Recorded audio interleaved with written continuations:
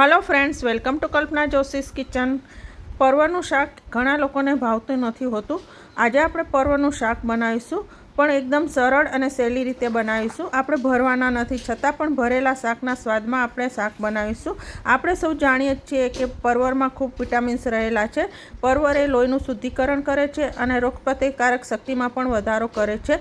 આજે આપણે ભરવાની ઝંઝટ વગર ઝડપથી બની જાય એવું શાક બનાવીશું, અને આ શાક ખાધા પછી જેને નહીં ભાવતું હોય પરવર, એ પણ ખાતા થઈ જશે। તો ચલો બનાવવાનું શરૂ કરીએ। તો અહીંયા મેં 250 ગ્રામ પરવર લીધા છે, જેને મેં ધોઈ અને કોરા કરી લીધા છે। હવે આપણે પરવરને કાપવાના છે। તો આવી રીતે ઉપર અને નીચેનો ભાગ કાપી લઈશું અને છાલ ઉતારી લઈશું। આવી રીતે બે ભાગમાં કટ કરીશું। આવી રીતે મોટા જ રાખીશું અને અંદરથી આપણે આ બિયાનો ભાગ કાઢી લઈશું। આવા જો કૂણા બિયા હોય તો એને આપણે આગળ સ્ટફિંગ બનાવીશું એમાં ઉપયોગમાં લઈ લઈશું, પણ જો અંદર પાકા કે કડક બિયા નીકળે એ આપણે જવા દેવાના છે। તો આ રીતે બધા જ આપણે પરવર કાપીને તૈયાર કરી દઈએ।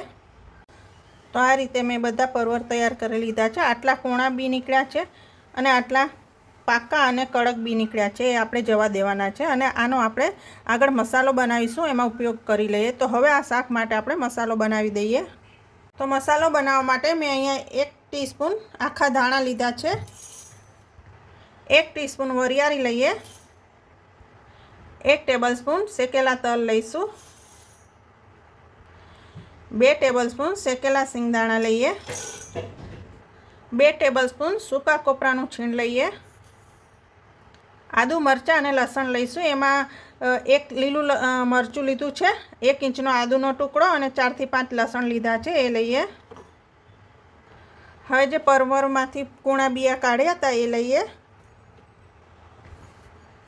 અડધો ટેબલસ્પૂન ગોળ લઈએ, ગોળની જગ્યાએ ખાંડ પણ લઈ શકાય છે। હવે આમાં આપણે મસાલા ઉમેરીશું। તો એમાં 1 ટીસ્પૂન આમચૂર પાવડર લઈએ, 1 ટીસ્પૂન હળદર, 1/2 ટીસ્પૂન લાલ મરચું પાવડર ઉમેરીશું। તમે તમારા સ્વાદ પ્રમાણે તીખાશ ઉમેરી શકો છો।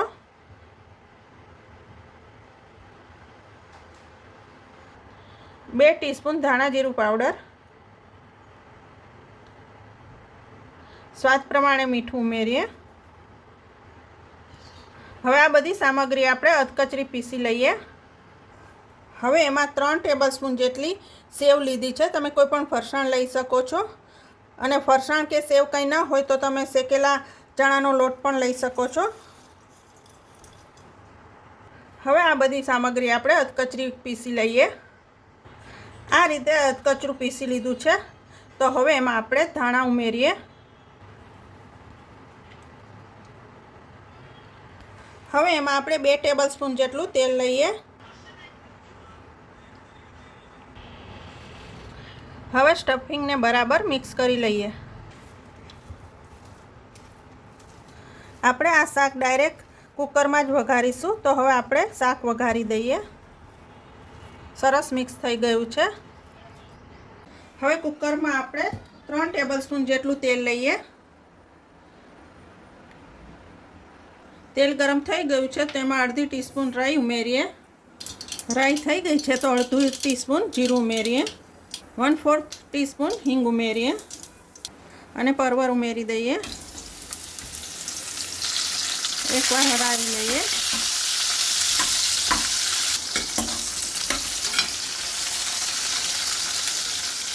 હવે આપણે સ્ટફિંગમાં તો મીઠું ઉમેરેલું જ છે, અત્યારે પરવરના ભાગનું મીઠું ઉમેરીએ, જેથી પરવર ફીકા ના લાગે।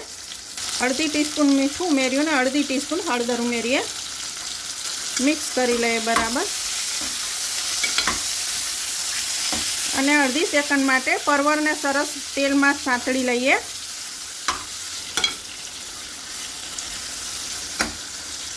આ રીતે પરવર સરસ સંતળાઈ ગયા છે।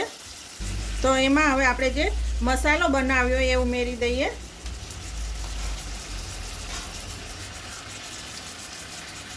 ગેસ ધીમો જ રાખવાનો છે, અને હવે આ મસાલાને પરવરની સાથે બરાબર સાંતળી લઈએ।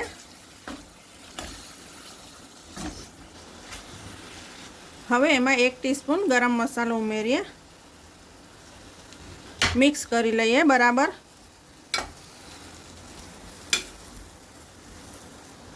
મસાલાને પરવરની સાથે 1 મિનિટ સુધી સાંતળી લેવાનો છે। મસાલો સરસ સંતળાઈ ગયો છે. તો હવે એમાં આપણે જરૂરિયાત પ્રમાણે પાણી ઉમેરીએ.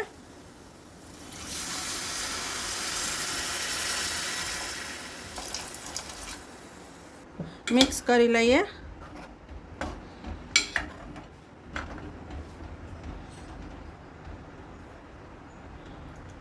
હવે પાણીને ઉકળવા દઈએ. હવે પાણી સરસ ઉકળી ગયું છે. તો આ મીડિયમ ગેસ ઉપર આપણે 2 સીટી વગાડી લઈએ. 2 સીટી વાગી ગઈ છે. તો હવે આપણે કુકર ખોલી અને શાક જોઈ લઈએ.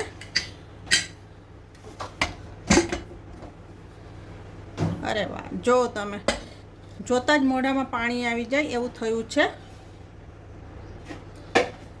જો તમે સરસ થઈ ગયું છે. હવે એમાં થોડા ધાણા ઉમેરી દઈએ. મિક્સ કરી લઈએ અને હવે આપણે સર્વ કરી દઈએ.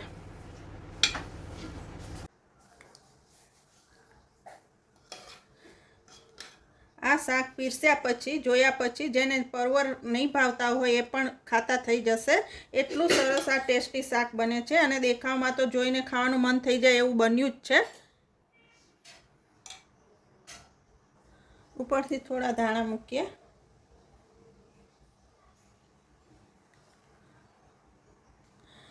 તો ફ્રેન્ડ્સ, તૈયાર છે પરવરનું શાક, જે ખૂબ જ ટેસ્ટી બને છે. તો તમે પણ આ રીતે જરૂર બનાવજો. અને જો તમને મારી આજની રેસીપી પસંદ આવી હોય અને હજુ સુધી મારી ચેનલ સબસ્ક્રાઈબ ન કરી હોય તો મારી ચેનલ જરૂર સબસ્ક્રાઈબ કરજો અને બાજુમાં આપેલા બેલ આઇકનને પણ પ્રેસ કરજો, જેથી મારા નવા વિડીયોના નોટિફિકેશન આપના સુધી પહોંચી શકે. Thank you.